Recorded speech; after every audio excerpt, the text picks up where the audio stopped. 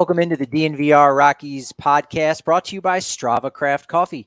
Strava CBD coffee is infused with both CBD and CBG and can be delivered to your doorstep every 2, 4, 6, 8 weeks, however much you need and however many cups you need a day is fine. 3 or 4 cups because you're not going to get those coffee jitters like with the other brands. You do know that it's also going to help with chronic headaches, migraines, joint pains, IBS, so much more than that. And now you can get 25% off your first purchase on StravaCraftCoffee.com with code DNVR25. I'm your host, Patrick Lyons, and joining me today, as he does each and every week, the voice of the Colorado Rockies on AT&T SportsNet, the voice of the Drew Goodman Podcast. It's Drew Goodman. What's going on today, buddy? Not too much, man. How you doing?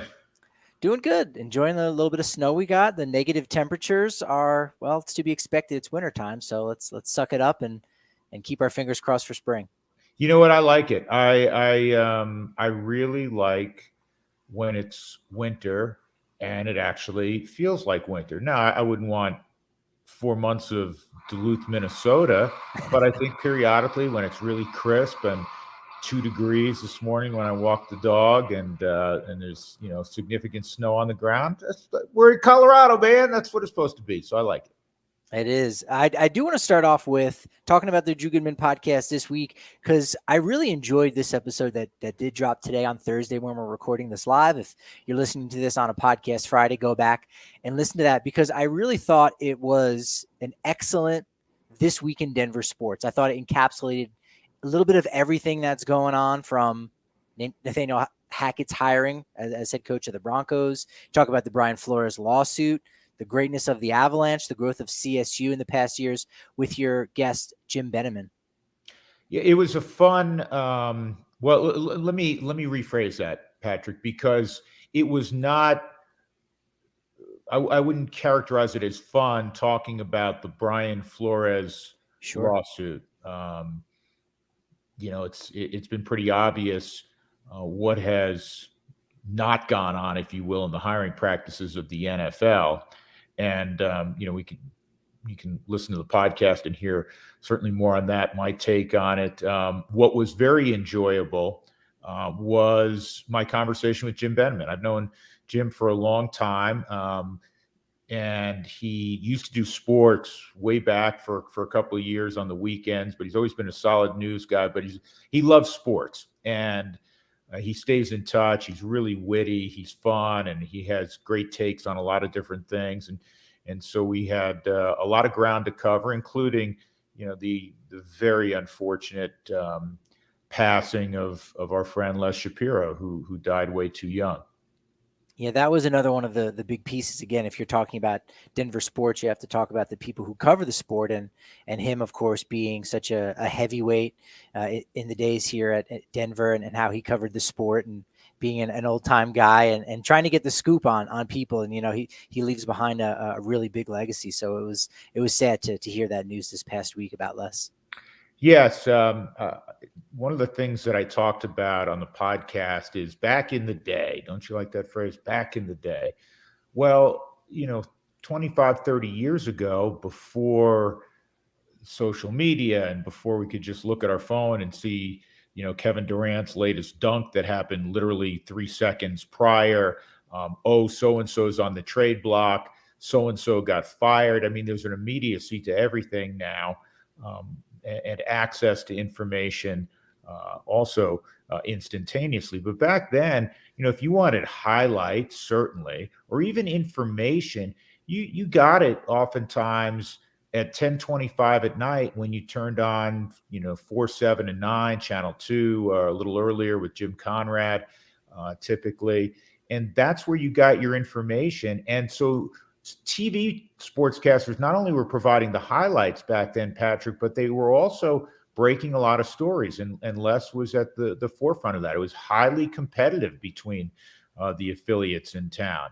The other thing I point out, and I've said this a lot, and it's not to take a shot at the current people working at the affiliates, but everything's kind of done out of the studio these days, Patrick, and television news. And I think where I'm going with this, on opening day, you see all the cameras lined up at Coors Field, and everybody's going to get a soundbite from Buddy Black and try to pick off a Charlie Blackmon soundbite. and then the next day there's virtually no one there, and that kind of continues. And I remember when I was doing the Nuggets and I was working and doing, hosting the Avalanche coverage, there guys would do their hits at at 5:25 at the arenas, at the ballparks, and do their sportscast there because they were on the ground. And I know money is much tighter these days at the affiliates, and I probably got on too long on this, but Les was in the middle of that, and Ron Zappolo and Mike Nolan, Steve Harms, and the late Gary Cruz, so many guys and that's how you got your sports information in Denver many years ago. Yeah, it was nice that you took the time, you and Jim, kind of recollecting that. We've got a lot of different things to break down, of course, before we get to our final segment of trivia. Oh, I can't wait. Good questions for Drew Goodman. I think that's what we're branding it as. At least I am. We'll talk about some potential maybe dimension changes in the outfield at Coors Field. Should we do that? But we've got another Rockies Hall of Famer to celebrate. Yesterday on Wednesday, the news came out that Jeff Francis was voted into the Canadian Baseball Hall of Fame, and he'll now join Larry Walker and Justin Morneau, who was voted in 2020, but because of the pandemic, he actually hasn't been officially inducted yet. So that was really great news to get on Wednesday. I'm thrilled for Jeff. I texted with him yesterday, and he was really genuinely excited and honored, as he should be. I mean, the number of influential and talented baseball players that emanate from our great friends to the north keeps growing. And, the one Hall of Famer for the Rockies currently, soon to be hopefully a Tennessean down the road, but, is from Canada, and Larry Walker, obviously. So that great tribute to Jeff, who had a really strong big league career, not only here in Denver and being one of the, centerpieces of that 2007 World Series team. And he started game one in Boston, but tremendous guy, really smart guy. I was kidding him yesterday because he sent me a picture of his family, and it's frigid outside because they live in London, Ontario, and I said, yeah, I think spring will be there in like July or something that way. Yeah, he still has another year to go until it's spring if you're that far north. Yeah. Roy Halladay is also in the Hall of Fame, another Colorado guy. So that was really cool to see. As you mentioned, fantastic career, 72 big league wins, second most by a Canadian left-hander. So again, he's fifth in starts by a Canadian pitcher in general, seventh in wins, eighth in strikeouts and innings pitched. Also, competed with the Canadian national team on multiple occasions and won a gold medal at the 2015 Pan Am Games. So a storied career, especially for a Canadian pitcher. Patrick, he left before you kind of were covering the Rockies, I believe, right? Correct. Yeah, I'm telling you, because I know you well now, and I know Jeff well, and I usually get to see Jeff at least once a year at fantasy camp because he's a regular on the coaching staff, and he's somebody I really enjoy seeing because, as I said a moment ago, he's very bright. He's a very deep thinker, and his teammates, from Spilly to Sully, they all love giving him a hard time because he's a pretty straight-laced guy, and he can be an easy target. But he's one of my all-time favorite Rockies. He really is. And he's one of only 4 Rockies players or pitchers to ever get a Cy Young Award vote. Right, finished 9th in Cy Young Award voting in the NL there in 2007, that big 17-win season. So he's long been one of those big guys when you're recollecting the greatest Rockies pitcher in franchise history. He's always in that like top 5. If you're making a rotation of the greats, he's definitely in that conversation. Oh, he has to be. He has to be. And I know you've done stuff on that, and you go Ubaldo and you go De La Rosa naturally, and Chacin for me. But Franny's in there, no question. All right, so let's talk about the ballpark. Now, did you hear the news that Camden Yards is changing their dimensions in left field? Mm-hmm. You did hear that? Yeah, so it's the 30th anniversary of Camden Yards, and their analytics team kind of came together with this. And let's show a couple photos here again. If you're listening to this as a podcast, make sure you go over to YouTube on the DNVR Sports channel so you can see this. In this image, you can kind of get a sense of where the original outfield wall is located there in left field with the bullpens off to the right.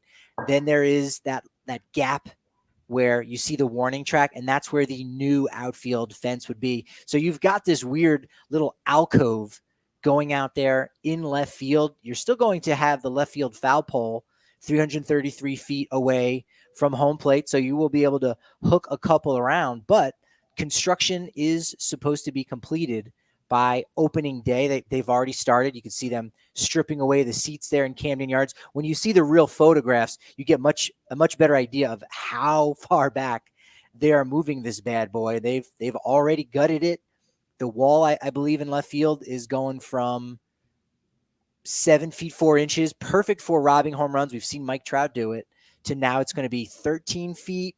What's been your take on all this so far at Camden Yards, Drew? Well, for right-handed hitters, it's going to go from, a bandbox to, like Tiger State. Well, not Tiger Stadium. What are they calling Detroit Stadium these days? Whatever the heck they call it. Comerica Park. Comerica Park. Thank you. I can't keep track of all the name changes.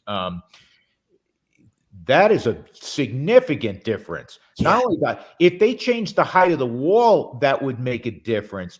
But going back, the number of feet they are, you're talking about a ton of. How many baseballs do you think fell in there over the years? 26. Yeah, 26 and a half feet is how far they're moving it back. That's gonna make an enormous difference, and I think you're gonna have lower ERAs.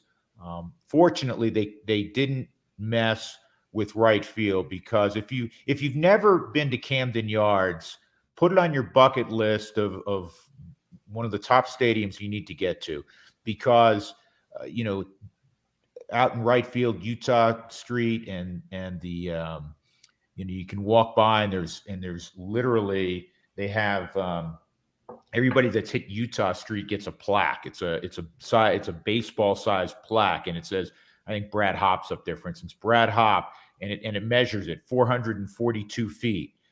Ken Griffey Jr. hit the wall of the building behind where the offices are for the Baltimore Orioles, and it's the whole Inner Harbor area. It's one of my favorite places to visit. And fortunately, especially a few years ago, it seemed like every other year the Rockies were going just the way the schedule worked. The Rockies were playing in Baltimore, and I loved it. I've taken my kids there on a couple of different occasions, and Camden Yards is a great ballpark. But to your original point, Patrick, that's going to make a large difference from a home run perspective with what they're doing in left field. And going back to the historical perspective of Camden Yards, again, it'll be its 30th anniversary this year, opened back in 1992. And you say, well, all right, that's old now because of all of these new stadiums. Look, there's some newer stadiums that have been built even within the last 10, 15 years that I don't know if we can guarantee will be around in another 30 to 50 years. But Camden Yards very well will be around for another 50 years. Camden Yards is really the modern day Wrigley Field in so many ways, because that was the stadium that really got the whole, rejuvenation of these old timey baseball parks. Everything that came in Camden Yards, that's what Rockies ownership said. We want that. We want that version in Denver. And just like just about every team across baseball said, we want our own Camden Yards with that throwback with the brick. And Coors Field, I think, got that right. And in many ways, you can make the case that it could be around for 50 to 75 years. But Camden Yards most definitely will. Still, don't wait. Go out there and give it a view. I think next year the Rockies might be back in line to go to Baltimore. Well, I'm glad you pointed that out, because Coors Field and the architecture of Coors Field was heavily influenced by Camden Yards. In fact, if they looked at a lot of different ballparks in the early 90s, when the run up to Coors Field and the completion ultimately, as we know, prior to the 95 season. But the most influential ballpark in that process was Camden Yards. And I agree with you wholeheartedly. I think Camden Yards is going to stand the test of time. and be a fixture in the inner harbor of Baltimore.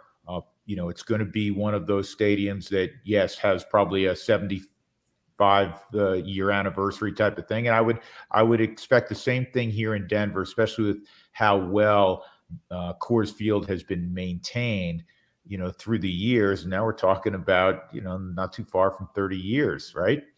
Yeah, I want to talk about how well Coors Field has been maintained, but I got to tell you guys to head on down to the bar on the corner of Colfax in York at the DNVR bar, where you can get a bigger beer.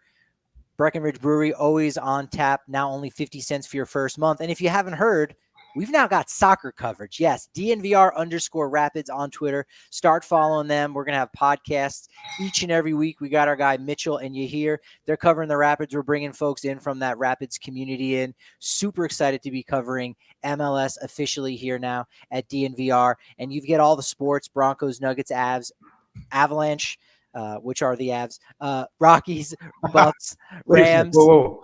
We've got Nuggets. Yeah, we've got Nuggets, Nugs. All right, write these down. This is how much coverage we got. We have Avalanche and Avs. We got the Bronx, the Broncos, the Rocks, and the Rockies. We've got all 8 of the major sports going on here in town, Drew. Did you know that? And not to mention CSU and CU, and you got everything covered. We've got both CSU and the Rams. We've got both those 2 totally different things. Yeah. And CU and the Buffs. Right. Those other 2. So it's just great right now. And again, 50 cents for your first month. And an annual membership gets you a free shirt. And, maybe we'll have a Rapids shirt coming out at some point as well. And you can get one of those for free with your annual membership. Hey, if you're looking to make a couple extra bucks, well, with DraftKings, the moment we've been waiting for since the start of the season in September has finally arrived.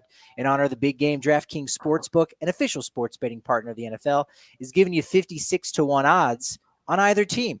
All you got to do is bet $5. You win $280 in free bets. And guess what? If you're not a new customer, don't worry, because there's same game parlays that you can get into where you make multiple bets on the exact same game. And the more legs you add, the more money you can win. Best of all, DraftKings is safe, secure, and reliable, so you can deposit and withdraw your cash whenever you want. Download the DraftKings Sportsbook app now and use promo code DNVR to get 56-1 odds on either the Bengals or the Rams. Bet just $5 and win $280 in free bets if your team wins. That's promo code DNVR for 56-1 odds at DraftKings Sportsbook, an official sports betting partner of the NFL. Must be 21 or older. Colorado only. New customers only. Restrictions apply. See DraftKings.com/sportsbook for details. Gambling problem? Call 1-800-522-4700. Finally, got to tell you about the relief and recovery creams from Escape Artists, the highest awarded topical brand in Colorado that prioritized quality and consistency. Escape Artists produces these creams that help penetrate for deep muscle tissue discomfort that's fast absorbing. I'm already thinking about how good this has been in my training. I combine it with my Strava Craft coffee, my athletic greens, and all together, it got me feeling so much better in the morning after a long day's workout. Best part, when I do wake up, it's not greasy, doesn't stain my clothes or sheets. Best part is you can find Escape Artists at your local Lightshade dispensary. There's 10 in the Denver metro area. Lightshade has a premium selection of cannabis concentrates, top shelf flowers, edibles, tinctures, accessories, so much more. And now, podcast listeners, you can get 25% off non-sale items with code DNVR. Shop online at lightshade.com for pickup or visit a Lightshade location near you.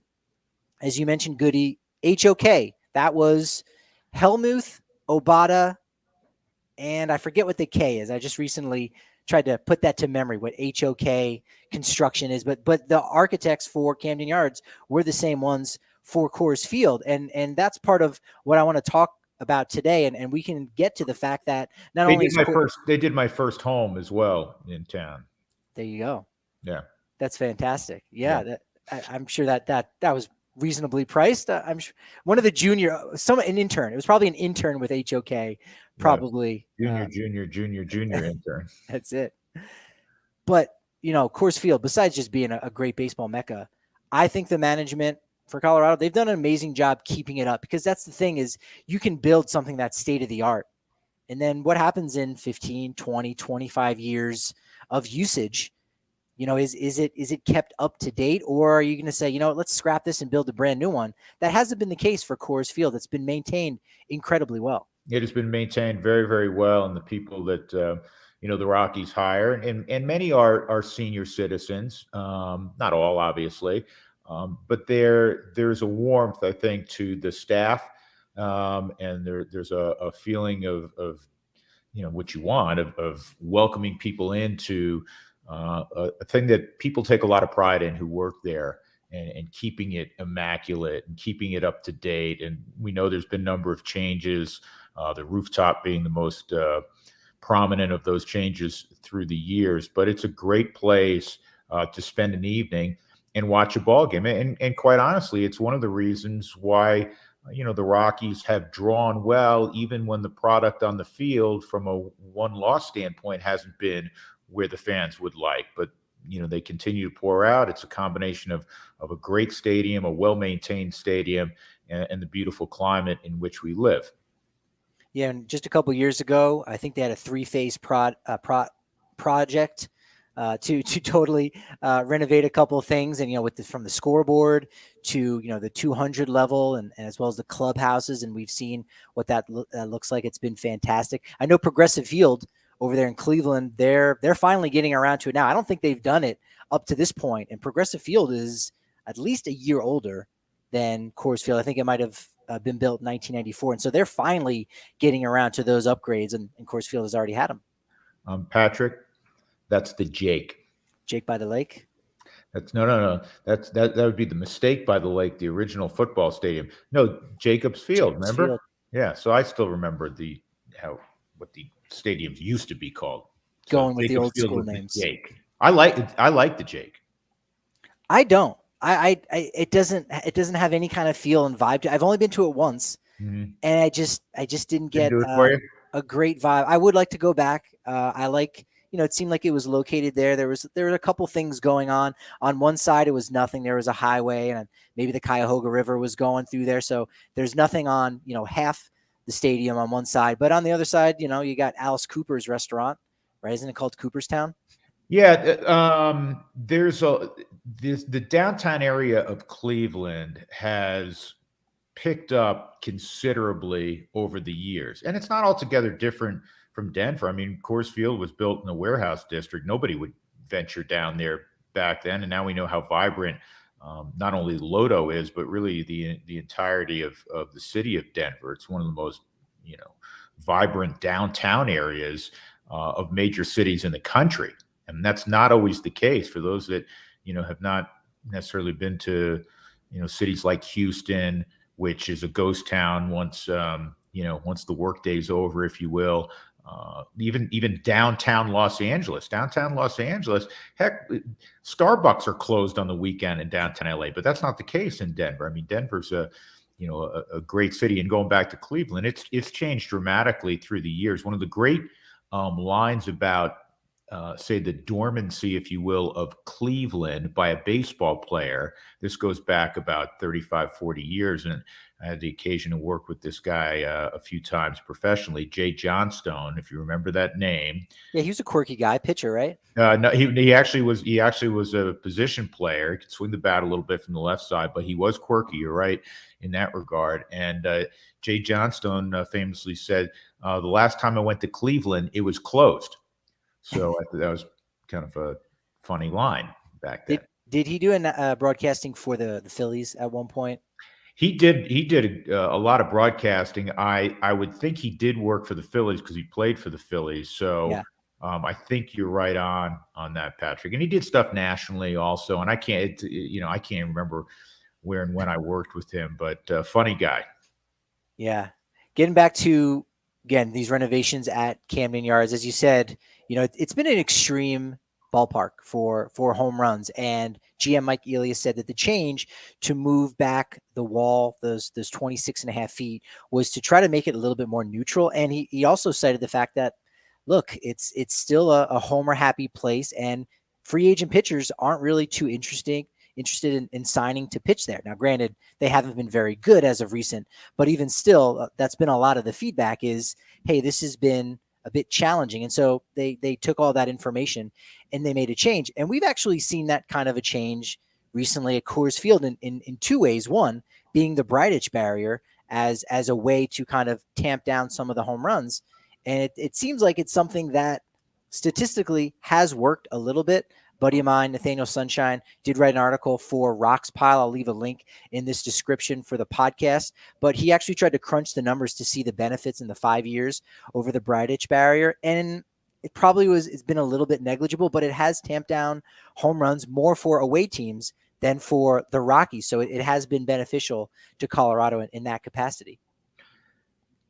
When you look at home runs per ballpark, I think it would surprise some people if the Rockies are not, 1, 2, or 3, at least the last few years, that they haven't finished in the top 3 in home runs relinquished at Coors Field. Now, we know it's a great offensive ballpark because of the vastness of the outfield, and also coupled with, the ball's not moving as dramatically. But yeah, the home run, messing with dimensions, you ultimately are going to do that to try to benefit your team, right? Yeah. So I think with Baltimore, clearly it may be playing to, as you said, the free agent pitcher market more than anything, right? Absolutely. Yeah, to your point. So Coors Field, according to Baseball Savant, basically StatCast, right? Over the last 3 years from 2019 to 2021, Coors Field is number 1 as far as park factor goes. And that encompasses everything because we know, hey, a lot of triples, a lot of cycles, a lot of base hits that can dunk in because of the size of the outfield. But you're absolutely right, Goody, as far as home runs. There are 4 ballparks that are more homer friendly. Great American Ballpark, Orioles Park at Camden Yards is number 2. And this is a little bit surprising. Tied for 3rd is Guaranteed Rate Field in Chicago and Dodger Stadium. How about that? That was kind of strange. Hey, listen, Patrick, that's the shocker, man. And for years and years and years, when you think of the Dodgers, you always thought of pitching. And I'm not saying you don't. You still think of a great pitching staff. But the Dodgers have produced a lot of runs lately and a lot of home runs.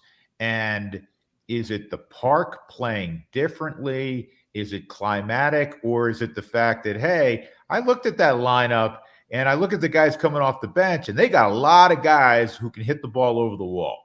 I think maybe more of that has to do with the Muncies, and I know Seager's now gone, but the Seagers and the Bellinger, who didn't have a good year last year, but prior, we know he's an MVP. It probably has more to do with the guys that are walking up to the plate 1 through 8 in the lineup than anything else.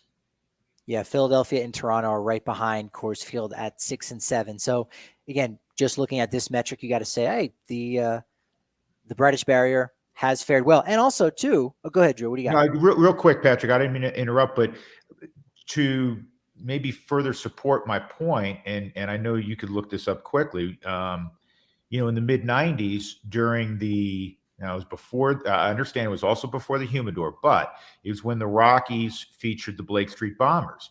And you had so many guys that were hitting home runs. And I guarantee you at that point in time, when you looked at where Coors Field was homers per game, if it wasn't number 1, it was in the top 3. So who you have in your lineup is certainly a factor, naturally.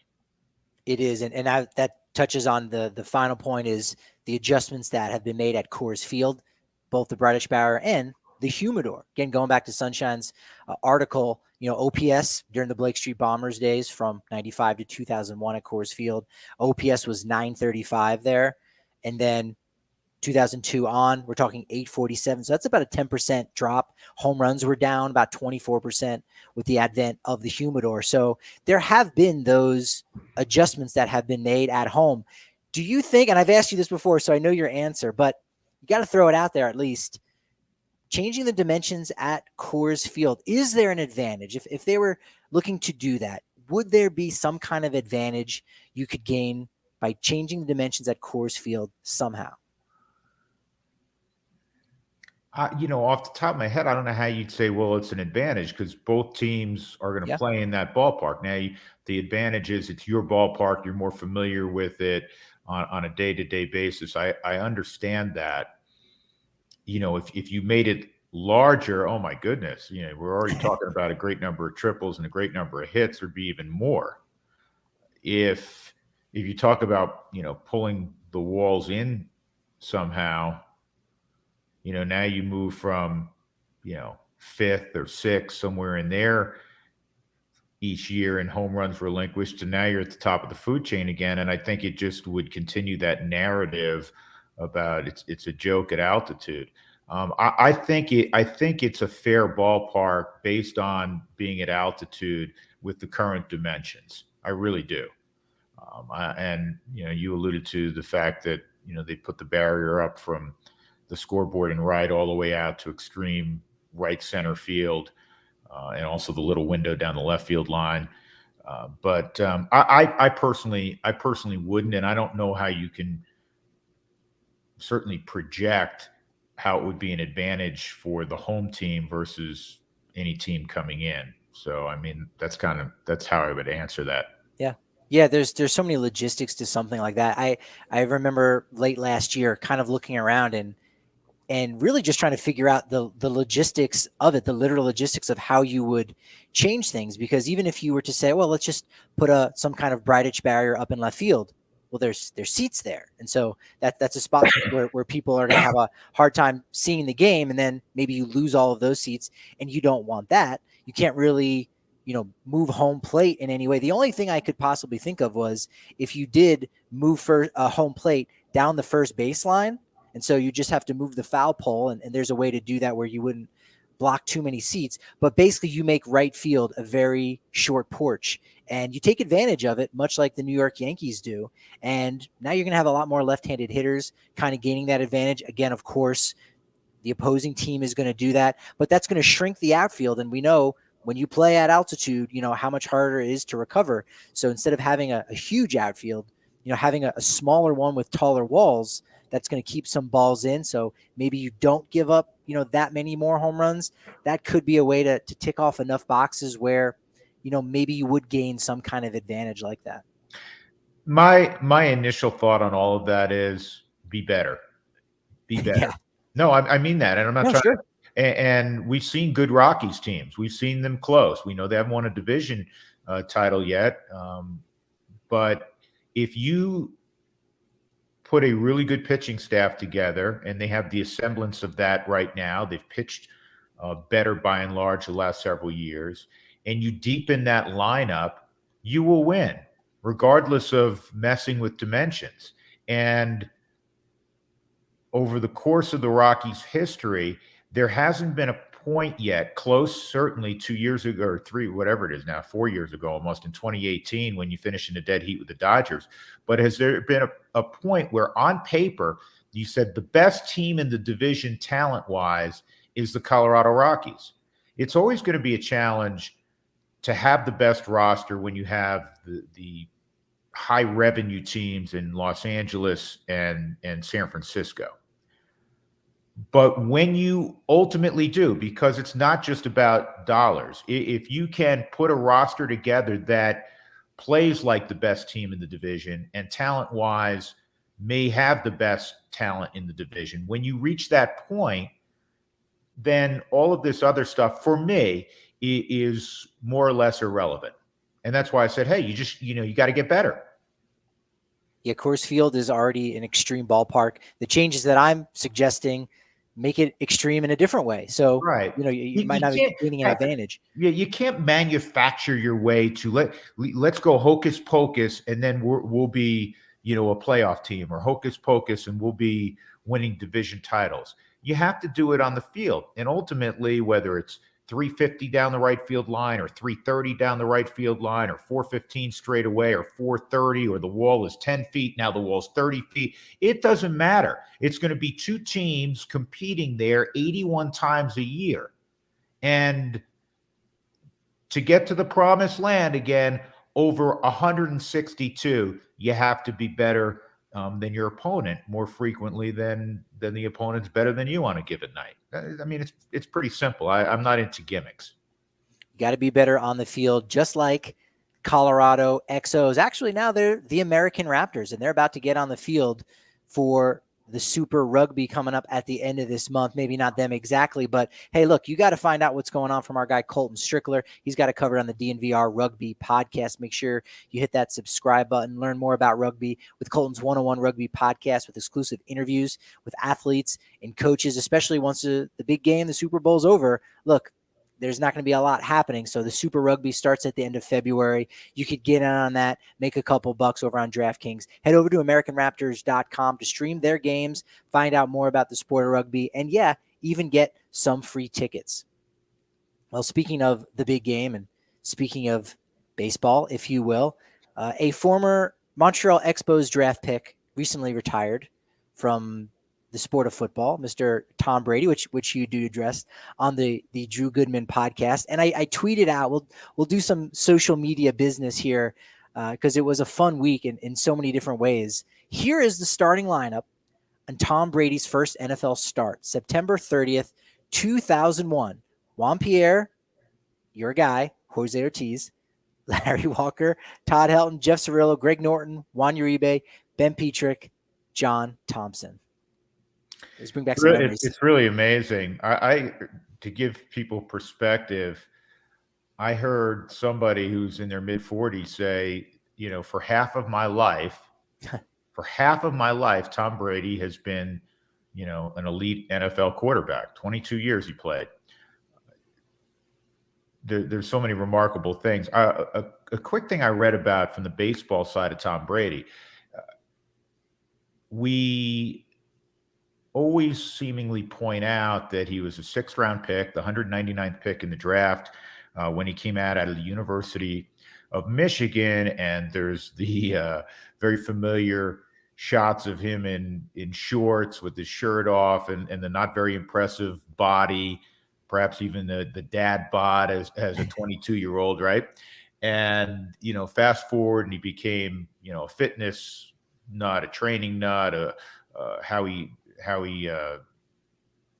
ate became a big subject, and he was a much better athlete down the road and physically looked a lot different than he did coming out. But I wanted to make mention of this, Patrick. When he was at Sarah High School in California, this kid, though he started slowly as a quarterback, I think he was the backup on a winless JV team, and then he ultimately became good enough that his 5 trips, I believe, were USC, UCLA, Cal in his neck of the woods, Michigan, and I believe it was Illinois. So, and he was a 4-star recruit. They didn't really have stars back then, but looking at him, they've said he would have been a 4-star recruit. So he wasn't chopped liver coming out of high school. And from the baseball standpoint, Patrick, he was drafted in the 18th round by the Expos as a left-handed hitting catcher with a really strong arm.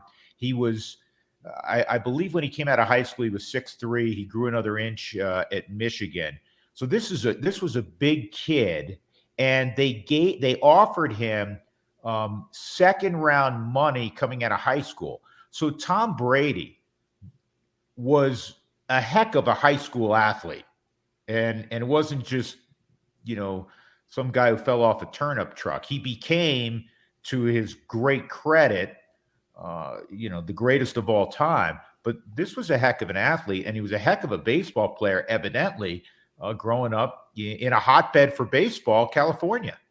And because you've probably forgotten more information than many of us will know, Drew, you had FP Santangelo on your show a year or so ago, and he even recalls a story at the batting cages with Tom Brady was signed. Hey, talk to this kid, show him around. And so, hey, that's why you got to go back sometimes and dig through the archive on these stories of the Drew Goodman podcast. He made $475 million in his career.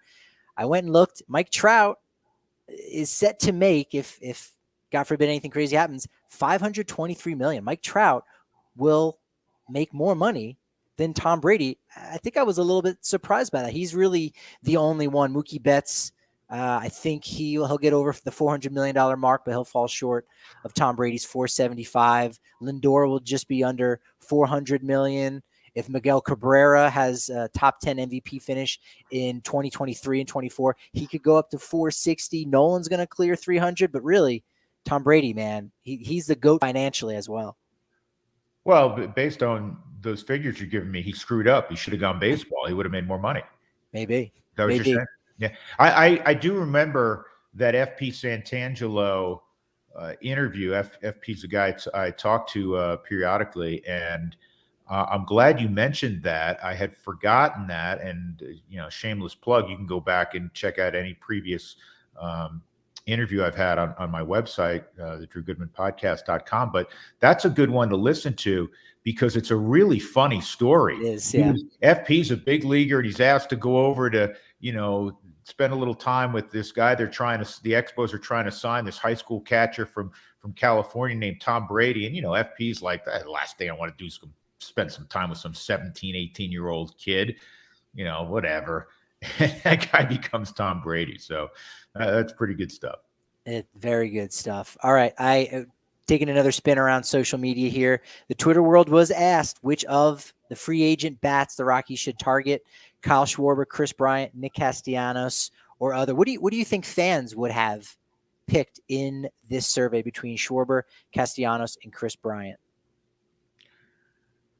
My guess is they pick Chris Bryant, who's a former MVP, biggest name, and I know that the Rockies continue to have interest, and prior to the lockout, had substantive conversation with Bryant and his people.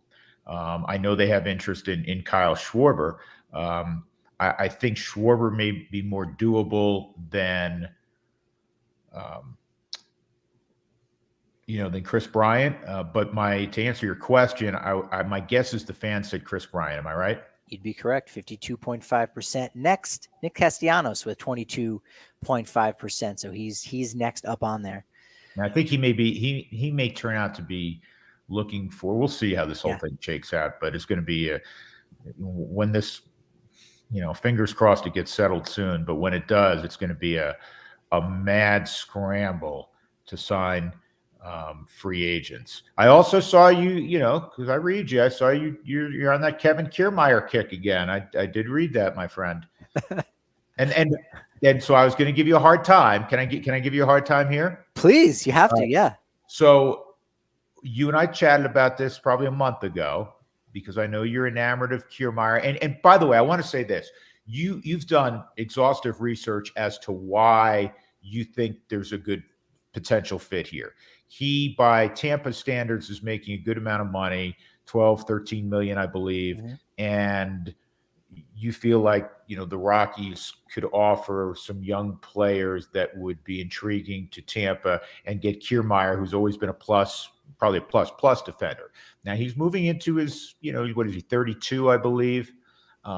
For me, and this is why, and it's not a knock on Kevin Kiermaier, because I think he's a really good player. But for what the Rockies' needs are, if you ask all of those Rockies fans that that follow your show religiously, the same question about, all right, who do you want? And they want Chris Bryant, 52%, and the next would be Nick Castellanos, who had a great year last year with Cincinnati. Understand all that. What do those guys have in common? And even a Kyle Schwarber, who I'm extremely high on. What do they all have in common? They're great offensive players. Kevin Kiermaier is not a great offensive player. I think last year he had a 95 OPS plus. Historically, he's been below 100. His OPS, I think for his career, is below 700, where Kyle Schwarber's career OPS is well over 800. They need guys who hit the ball over the wall, who are slug guys. I mean, the Rockies' offense, particularly from an outfield standpoint, is one of the poorest in baseball in production. So putting a guy out in center field because he's a good center fielder and hit 4 home runs last year, that doesn't work for me. I agree with you entirely. Just getting Kevin Kiermaier doesn't work for me either. You have to get Kiermaier and Bryant, or Kiermaier and Schwarber, and maybe get a little creative on the trade front with your outfielders that you've got, because there's kind of a logjam too. That's another element too that you say, well, if you go ahead and acquire Kiermaier, now you might be getting back even less in a trade for one of those expendable outfielders as well. So it would have to be done right if they were to acquire him. Yeah, see, Patrick, from my standpoint, again, and I understand why you're enamored with Kiermaier. But the way the Rockies are currently constructed, and with a logjam in the outfield, this is without visiting on Connor Joe or Right. Sam Hilliard. You have a guy who's, toward the, back end of his career in an all-time Rocky and Charlie Blackmon. But Charlie went from a 30-plus home run guy last year to hitting, I think, 14, somewhere in there, 13, 14 home runs. And he's going to play. He's their highest paid player. And yes, the DH will factor in. But their biggest need is thump.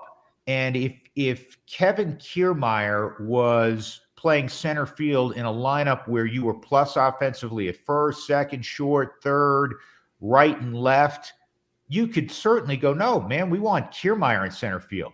But that's not the situation for the Rockies. My argument would be, in a perfect world, you need Bryant and you need Schwarber. You need Bryant and Castellanos to couple with, the guys that are returning. You need two significant bats, more than a significant bat and a significant glove. All right, so I'm going to ask you this. I'm going to see if I can try to flip you. Would you sign off on the Rockies signing Bryant, Schwarber, Castellanos, and acquiring Kiermaier in a trade?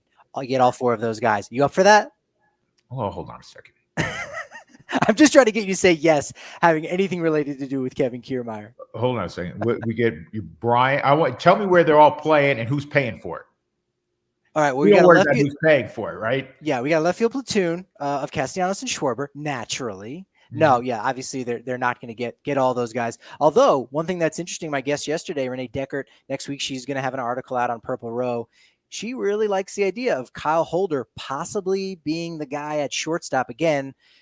He's got big shoes to fill, but if you're talking about moving the money around financially, if you've got a guy making the league minimum that's going to have above average defense at shortstop, you're also adding the DH, you're also getting a lot more offensive production out of catcher, you can get by with a glove first guy at shortstop, especially if you're rolling over that extra money to sign one of those big name guys, if not maybe two. I think that's an intriguing option. It's not just me saying this. Billy Schmidt, if you go back to last summer when he was asked about needs for the Rockies, he said, we need two bats. We need at least two bats. I'm paraphrasing, but not, hey, one bat and another glove, or one bat and two gloves. Your scenario, I know it's tongue in cheek and having fun. I mean, it's not realistic. It's almost, I'm not saying you're doing this, but when fans, ardent fans of a team say, hey, I don't understand why the general manager hasn't traded, the backup shortstop and the fifth inning emergent, long haul guy for Mike Trout. Well, how come that deal hasn't gotten done?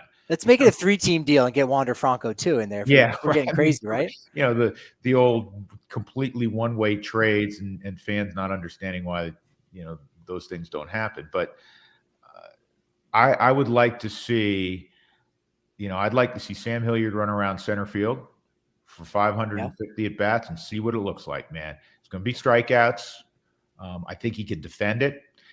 There's going to be thump too, and maybe he grows and continues to get better because he knows it in the lineup every day. I've said that to you in the past. I'd be down for that. I love Connor Joe. I thought he gave them their best at bats when he was healthy last year. Huge Connor Joe fan. Who knows where it can go? Can he be a late bloomer and be an impactful guy? Perhaps. I say late bloomer because he's in his late 20s. But I'd like to see Kyle Schwarber because I think that's a doable one. Yeah, I'd love to see Chris Bryant. If you can get two, and Chris Bryant gives you positional versatility. He can play third. Can McMahon play shortstop a part of the time? I think he probably could. Going back to what you were chatting about a moment ago. Then you have the DH. You have, Schwarber can go and play the outfield. Heck, Bryant could go play the outfield. I mean, we're playing fantasy baseball right now. He can go play center. He can go play center field. He did for the Giants last year. That's right. That's more of what in a perfect scenario could take place or would take place that would really benefit the bottom line for the Rockies. Bottom line I'm referring to not financially, but from a victory standpoint. All right, before we hit the trivia, last piece from social media last week, I asked fans, hey, throw me the place of birth. Where were you born? And I will tell you the player that was born closest to where you were born. And if I've done my research correctly, and if the birth certificate, the facsimile that I have of your birth certificate, Drew, is correct, the player born closest to where you were born in New York, near the border of Connecticut, would have been Angel Echeverria from Bridgeport, Connecticut. That would be the player from the Colorado Rockies that was born closest to where you were born. Well, and you wouldn't know this. I was actually born in Bolivia. No, I'm kidding. I was actually born. I grew up in northern Westchester on the New York side of the Connecticut border. So Bridgeport wouldn't have been very far, terribly far. Yep. But I was born on Long Island. Actually, I lived on Long Island until I was 7. I was born in Suffolk County. So has there been any Rocky that was born on Long Island or in Queens, or we got Jason Marquis from Manhasset. Yeah. Jason Marquis, the one. I was born in Manhasset. Boom, there we go. Was he born in North Shore Hospital? I don't have all that data. Born in the same hospital. Look, the guy that I got your birth certificate clearly was faked, and so I'm out $200. It said Poundridge. So you know what? I can't tell you anything about the hospitals, but all right, Jason Marquis is the guy. Jason Marquis is my guy. He grew up on Staten Island. There you go. Me and Marquis, Manhasset, New York.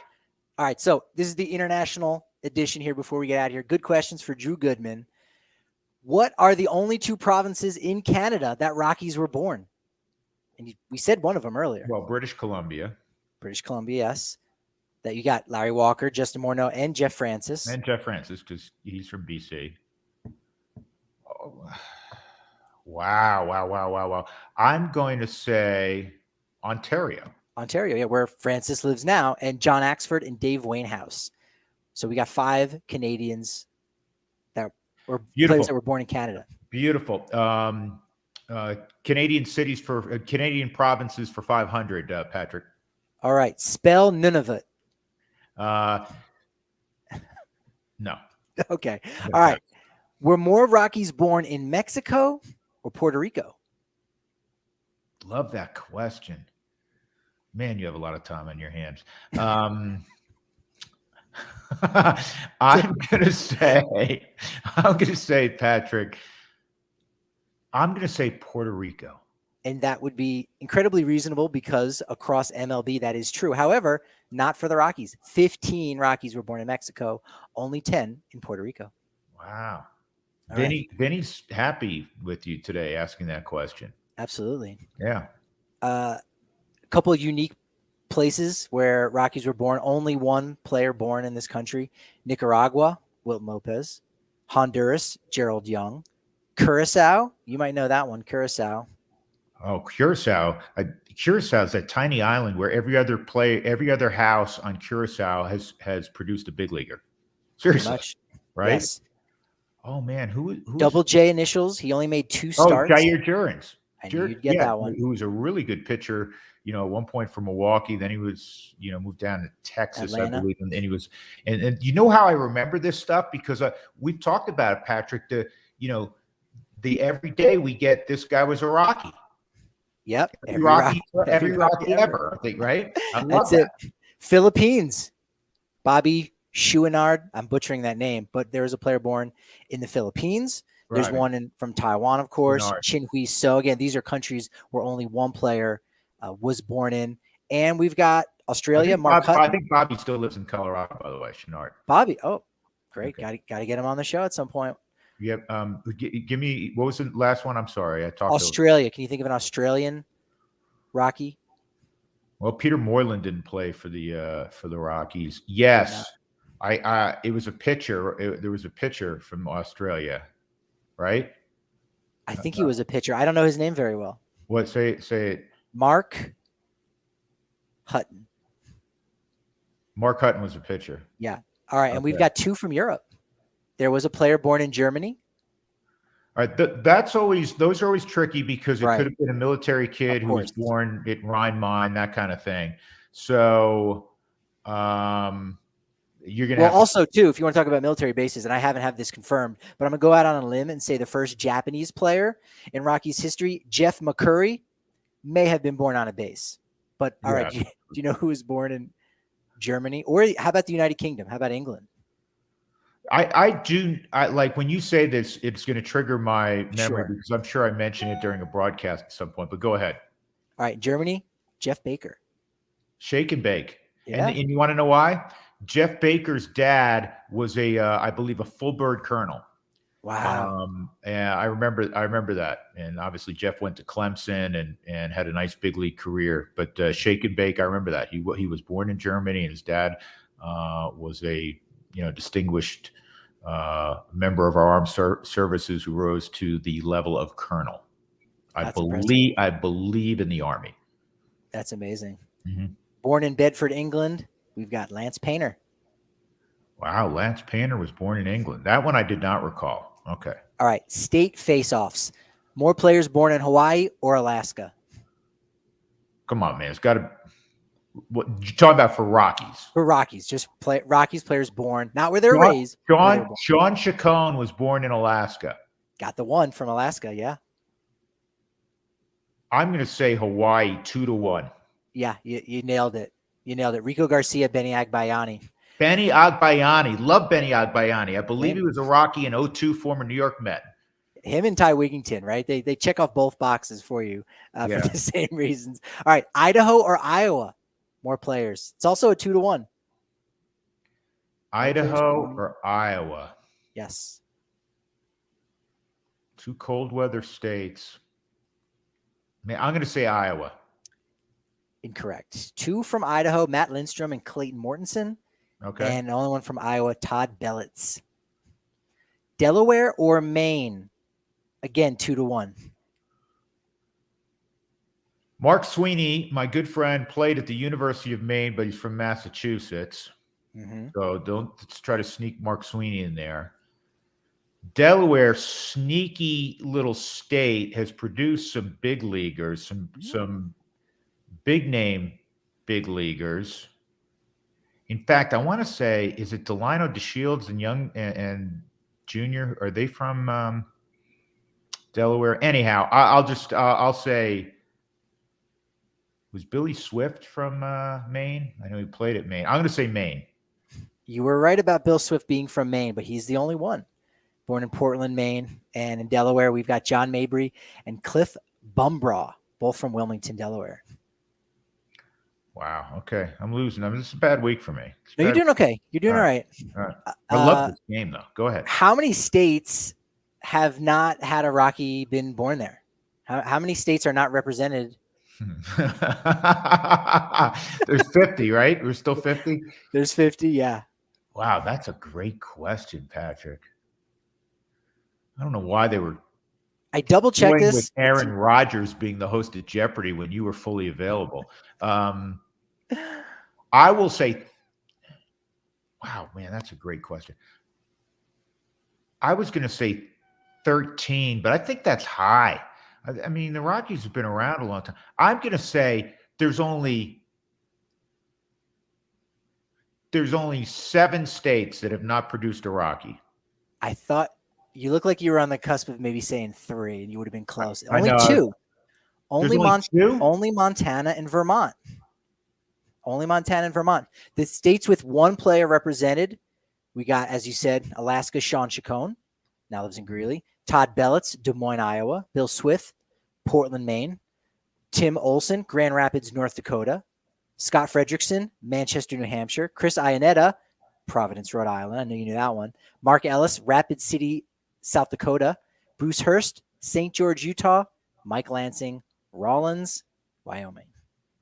Represented by 1 player. How many native Coloradans have played for the Rockies? You asked the question, and I'm going to give you the opportunity to answer it because I got it right in front of me as well. I know you do. You got every answer. Now, again, native, I don't know if they were actually raised here, just where they were born. They had to be born. They had to be born. You could probably name them all, although I'm going to say 4. Okay, there's 4 that you're going to name. But then the two that you're missing most likely are John Burke and Nate Field. Well, John Burke's a friend of mine, so I actually would get that. Okay.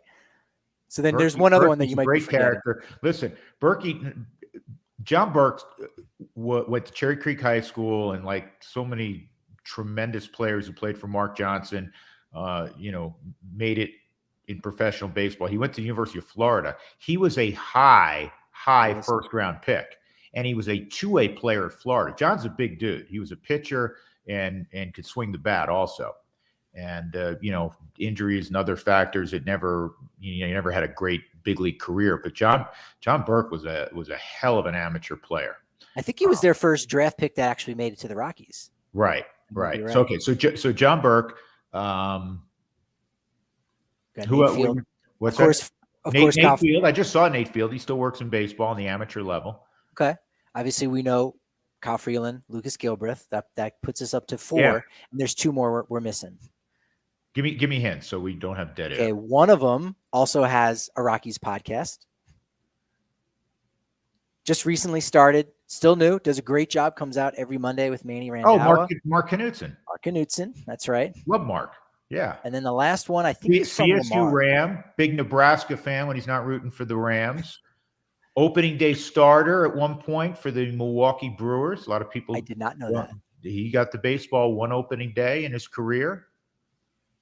That's cool. I did not know that. Mark had some nice moments as a big leaguer. Last one, I think he was from Lamar, Colorado. Yes, Lamar's like Curacao, man. Every other kid in Lamar is like a 6'8" pitcher who throws gasoline. Yep. So Scott Ellerton, you got it. Mm-hmm. Yeah, you nailed it.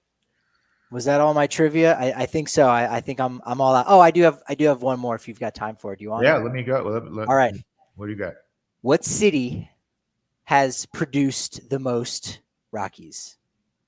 There's 2. The top 2 are Dallas, Texas, and San Diego, California. Who's got more? 12-8. It's 12-8. Oh, so wait, Dallas and San Diego are second on the list? No, they're 1 and 2. They're 1 and 2. Top 2 cities who have produced the most Rockies as babies in their various hospitals. So what's the question then? So which of those 2 cities? Which is number 1? I'm sorry, yes. I thought you said Dallas. I'll say, wow,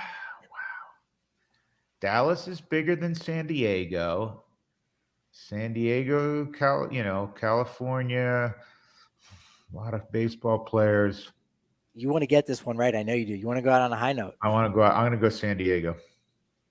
Drew Goodman. You are correct. San Diego, 12-8. Got it. 12-8. Now, Dallas has the better players, top 3 being Charlie Blackmon, Jason Jennings, David Need. But San Diego's got the 12, Connor Joe, Ty Wigington, Jim Tatum. Now, did you include Trevor Story in the Dallas Metroplex? No, he was not born properly in Dallas. He wasn't born properly? Or he wasn't born in Denver or Dallas properly? He was, yeah. Well, who's this? I wasn't there, Drew. So I have sources that say it may have been a little bit of both. But no, He wasn't born in, Dallas proper. Okay. There we go. That's a good question, man. All of those were good. Those were fun. All right. And then next week, I will come back with all of the data on the exact hospitals, the temperature at which they were born. Yeah. Me and Marquis. That's it. 3 best hitting pitchers in the history of the Rockies. Ready? Go. This is subjective. Herman Marquez, Jason Jennings, and I'm going to assume you're going to say Jason Marquis. So Jason Marquis. Except you're forgetting probably the guy that would be number 1. Mike Hampton. Yeah, you're right. Hit 6 homers one year. Yeah. That's pretty. Think about it. You're getting a start once a week, basically, and you hit 6 homers. It was only here for 2 years, too. So, I mean, he's got a lot of those records. He has a lot of those records. But those 3, Herman, Jennings could really hit. So Ian Desmond has a lot of homers for a pitcher. Drew Butera. Yeah. Desmond also probably has the distinction of throwing the hardest pitch, Patrick, by a non-pitcher in the history of the Rockies. I believe, I'm trying to remember. I know he touched 93. I'm trying to think if he touched 95. I know he was kind of working, when he was out there. in the low 90s. Shows you how good an athlete a lot of these guys are, obviously. And well, do we know if Desmond's retired? Because there still might be another Montreal Expo hanging around there. We're all excited about Tom Brady being the last one. Technically speaking, he's out there. Retired. I know. Technically speaking. Yeah. Let's see if that gets as much news coverage as TB12. We'll see. But you know what? Next week we'll come back. We'll do a whole show on the scouting reports on the Rockies position players who've pitched. I'll be excited. I'm going to be leaning on you for that one. You got to bring the scouting reports. We'll have fun with that. I'm looking forward to that. Awesome. Make sure you're subscribed to the Drew Goodman podcast. Follow him on Twitter at Drew Goodman 42. I'm at Patrick D. Lyons on Twitter, along with at DNVR_Rockies. Thanks again. 50 cents for your first month at the DNVR.com. Make sure you are signed up and subscribed. So for DNVR Sports, he's Drew Goodman. I'm Patrick Lyons. This has been fun this week, but you know what they say about momentum? It's only as good as tomorrow's podcast. I'll talk to you next week.